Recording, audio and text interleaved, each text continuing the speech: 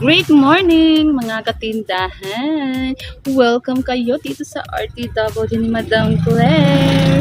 So for today's video mga katindahan, ayan, at ang pag-uusapan nga natin yun ay patungkol nga sa price war. Oh my God, diba?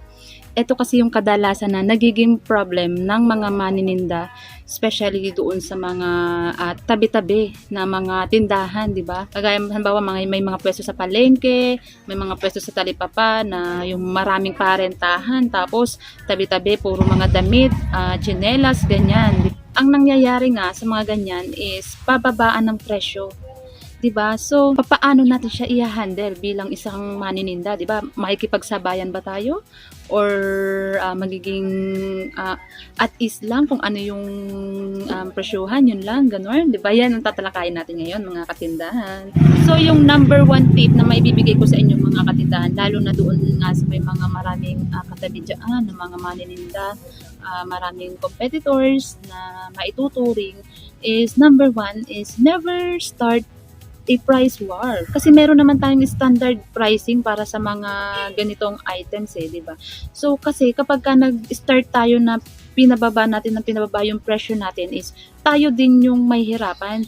Para kasing kung yung mindset natin is para palubugin ba ganon, or para makuha lahat ng customer na hindi na sila bibili sa iba, dito na lang sa atin. Kung yun yung purpose natin para sa pagbababa natin ng presyo ng ating mga item, is hindi siya makakatulong mga katindahan. Bagkus ay parang hinihila din natin pababa yung ating negosyo. Bakit? Dahil ano pang tutubuin mo, di ba? Ano pang tutubuin natin kung masyado na natin binulusok pababa yung presyo to the point na parang mas mura na yung presyo mo kaysa doon sa mga competitors mo.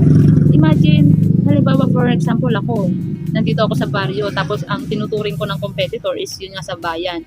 Tapos ang halimbawa, ang short sa bayan is halimbawa, or for example na lang sombrero, 150 sa bayan ng sombrero. So kung ipibenta ko pa siya dito sa akin ng 130, 120, so parang ano pang tutubuin natin, di ba? Kung yung puhunan natin sa halimbawa 190, di parang kung 130 natin siya ibebenta, meron tayong 40 pesos na lang na tubo. Doon sa 40 pesos na yung mga katindahan, ang dami nating expenses, di ba? Andiyan dyan yung may tracking tayong binabayaran, meron tayong mga, ang daming expenses na na-incur doon sa ating mga item. Hindi lang siya basta-basta na yung tubo natin is buong-buo natin makukuha, hindi. Di ba? Ang dami yung pamasahin mo sa pagluwas, kung malayo ka man, probinsya, ganyan. Tapos, ang dami effort, di ba? So, kung purpose nga natin is babaan yung presyo para lang makuha natin ang lahat yung mga customer, dahil mura sa atin na sila bibili, nagkakamali tayo dyan mga katindahan, dahil hindi rin siya ganun ka competitive, di ba? Hindi rin siya smart move para sa isang manininda, dahil iba-iba ng diskarte, hindi lang yung sa pababaan ng presyo nagiging diskarte sa ganitong pagtitinda, di ba? Bakit natin ibubulusok pababa yung presyo kung wala naman tayong tutubuin? Hindi na lang, di ba? Kung kaya naman na sabay lang tayo sa presyo, wag natin masyadong ibulusok para tayo mismo. Syempre, meron din tayong sinusustain na sa pang-araw-araw na gastusin, ganyan, di ba? Okay, tip number 2 mga katindahan. Palagi nating tatandaan na ang mga buyer ay hindi lang yan bumibili dahil mura yung presyo natin. Hindi lang yan yung basehan ng ating mga customer para sila ay bumili sa atin. Diba? Dahil ang mga customer, mga katindahan, matatalino yan. Kung gusto natin maging competitive sa ating pagtitinda, is mag-deliver tayo nung quality na produkto na alam natin na hindi tayo mapapahiya kay customer, kung papaano natin pinapahalagahan yung mga bagay-bagay dito sa ating tindahan, dahil makikita naman ng mga customer kung gaano natin pinapahalagahan yung ating mga paninda, kung papaano natin siya dinideliver ng may puso ba sa ating mga customer, diba? Talagang bigay, lahat bigay, spoiled nga, kung sabi dito sa aming tindahan, spoiled ang mga customer talaga, diba? Hindi sila hirap sa pamimili, hindi sila yung, diba meron kasi iba na parang pag pumasok sa tindahan parang stress dahil ay ano ba yun, saan ko pa hanapin ganito ganyan. Yan, 'di ba? So dito sa amin is kahit papaano organized naman siya. Yan. So tip number 3 mga katindahan ay yung pagpo-provide natin ng good customer service. 'Di ba? Maging yung pagiging friendly natin sa ating mga customer, hindi lang sa mga matatanda, hindi lang sa pati mga bata maging friendly tayo. I remember meron akong isang customer dito, hindi ko naman siya as in suki. Pero simula nung araw na yun parang naging suki ko na siya talaga. Bakit? Dahil yung mga anak niya dito din bumibili ng mga ng kung ano-ano ganyan. Binilhan nila ng regalo yun nga yung si mama nila. Worth lang yung 20 pesos. Kaya natutuwa ako, nakwento ko sa kanya. Tapos yung kwento niya sa akin pabalik, sabi niya, ay oo, nakikwento ka nga nila sa akin at sabi nila, ang bait-bait mo daw kasi kahit dumadaan sila dyan sa may labas is binabati mo daw sila tapos nag-hi ka pa. Sobrang talaga mga katindahan, ng puso, medyo teary-eye ako kasi sobrang nakaka-appreciate yung ganun mga katindahan, di ba na out of nowhere biglang may magsasabi sa'yo ng ganun na ang bait ko daw. Kahit sa iba naman hindi kasi nga syempre di ba may mga nakaka-visit naman ng mga customer, pero chill lang tayo, di ba? Kailangan handle pa rin natin sila ng maayos, good customer service kasi yan naman yung babalik-balikan sa atin. Iba-iba rin kasi yung style ng pagiging friendly natin mga katindahan di ba? So kailangan maging matalino tayo kung paano tayo magiging friendly sa kanila kasi yung iba tinitake advantage nila yung pagiging mabait natin, like nagkakwentuhan lang tayo tapos maya-maya uutangan ka na pala. Yung palang pagiging friendly nila sa atin is meron palang side sila doon na kakaibigan nila para makapangutang sila sa atin, which is a big no, di ba yan? Kaya dito sa aming tindahan may nakapaskil talaga ako ng pakiusap, hindi po kami nagpapautang kasi doon kasi sa kahit simple lang na sulat yan kasi medyo may dating na rin yan sa ating mga customer. Di ba? Tip number 4 mga katindahan is kung paano natin nire-represent itong ating tindahan, di ba? Siyempre kailangan yun na nabanggit ko kanina na kailangan organize. Alam niyo yung hindi mahihirapan yung customer na pagpasok nila dito is alam nila yung kung ano yung bibilhin nila na nandito sa side na to.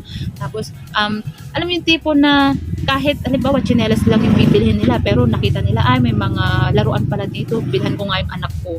Tapos may short pala dito, ang gaganda ng design kasi maganda yung display natin, di ba? So pagka ganun, instead na isa lang yung bibilhin nila is nadadagdagan pa. Tapos yun nga, pagdating naman sa presyo is malalaman nila na ganun din naman pala yung presyo doon sa bayan dito. Ba't papakahirap pumunta sa bayan kung meron naman dito? Yun talaga yung parang pinaka-mindset ng aming mga loyal customer dito sa aming tindahan. Talaga, mga katindahan talaga, marami talaga kami nanditong mga suki kung tawagin dahil hindi sila hirap mamili pag dito sa amin. Hindi ko naman sinasabi na doon sa iba is hirap, no? Pero dito lang sa aming tindahan. Syempre, yun yung nakikita natin, di ba? Kaya, ugaliin natin na yung ating tindahan is malinis. Dito naman sa aming tindahan, hindi naman siya palaging sobrang malinis, hindi naman siya palaging organized talaga, di ba? Pero, na-maintain namin siya na dapat sama-sama pa rin kahit medyo gulo-gulo yan. Syempre, may mga pumipili, di ba? Pero, we always make sure na yung aming mga item is sama-sama siya, hindi mahihirapan yung customer. Yun naman lagi yung sa part namin na dapat si customer is spoiled talaga mga customer na mga pabata, mga pamatanda, dalaga, binata, LGBTQ, diba? Lahat spoiled talaga. And last but not the least mga katindahan na mai-share ko sa inyo na tips and advice dito sa ating price war ay dapat alam natin kung ano yung mga advantage natin towards our competitors. Diba? Dapat alam natin kung bakit ang mga customer ay dapat mas bumili sa atin at hindi sa iba, di ba? Ano yung may offer natin kay customer na wala sa competitor natin, di ba?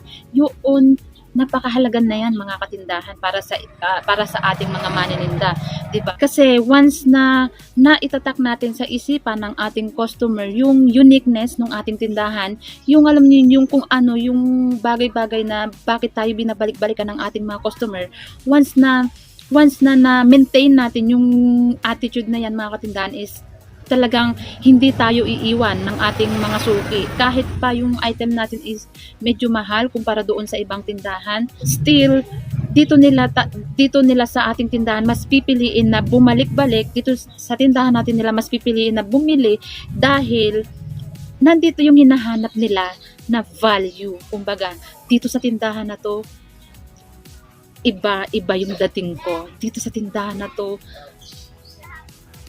grabe yung pagpapahalaga sa akin ng tindahan na to. So, bakit ako pupunta sa iba? Bakit pa ako bibili sa iba? Kung dito sa tindahan na to, feel na feel ko yung warmth nung tindera, di ba? Feel ko yung kung papaano nila ako i-entertain na alam mo na pag dito ka bibili is talagang masasatisfy yung customer mo, yung pakiramdam ng customer mo. 'Di ba? Ang sarap noon mga katindahan na hindi lang tayo nakakapagbigay sa kanila ng mga items na binibili nila, but yung emotional feeling na naibibigay natin sa customer pagpasok at paglabas. Iba yan mga katindahan. Ang sarap talaga sa pakiramdam kapag yung mga customer mo is talagang nawiwili sa iyong bumili, di ba? Kasi mga katindahan, bakit?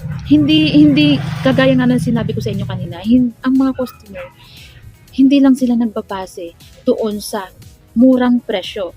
Minsan pa nga, kapag kamura yung presyo natin, parang nami-misinterpret pa nila, di ba? Parang, ay bakit ang mura? Ay baka mahinang klase to, baka pangit to, ay baka madaling masira to. Di ba yung mga ganun? Di ba? Kaya hindi rin kaya maganda na yung pagpipresyo natin is sobrang baba. O, di ba? Kasi baka mamaya isipin nila, ay ba't ang mura? Ay baka sobrang tagal na yan, baka luma na yan, kaya binibigay nila ng mura. O, di ba? Pwede pa rin natin pang sales stock yan, na ganyan. Ay, di ba? Diskarte para paraan. At yan yung mga bagay-bagay mga katindahan na dapat meron sa atin na wala sa competitor mo. Yung, di ba? Yung tipong di ibaba mo ng ibaba yung presyo mo. So what? 'Di ba? Sinong kawawa at the end of the day, 'di ba? Sinong kawawa? Siyempre, yung lower ng price pero hindi naman pa rin sa'yo bumibili. Bakit? Hindi nga kasi yung presyo yung dapat nating, hindi lang tayo sa presyo dapat nagbabase. Magbase din, baguhin natin yung environment natin, 'di ba? Baguhin natin yung attitude natin. 'Di ba, maging jolly tayo, maging masiyahin tayo, mga ganun, positive, everyday positive, 'di ba? Kasi sa ganyan ng pamamaraan mga katindahan, trust me, 'di ba?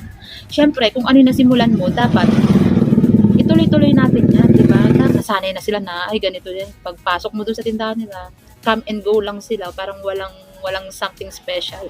Tapos bigla ka magiging jolly sa kanila mga customer. So parang maninibago ka. So what kung manibago sila, 'di ba? Basta ang mahalaga is ginawa natin yung best natin, gagawin natin yung best natin to win customer. Kasi ang mga customer hindi lang sila basta customer. Kaibigan din natin sila, 'di ba? Ang mga kaibigan minamahal yan, pinapahalagahan, 'di ba? Kasi pag nagtampo yan, ay, just ko die. 'Di ba? Alam naman natin kung yung attitude ng mga Filipino people, 'di ba? Na pag nagtampo yan, mahirap na suyuin yan, 'di ba? So, yun, ayan, 'di ba? Sila yung mga newly found friends natin, 'di ba? Na kailangan for keep, for life. O, 'di ba? Taray.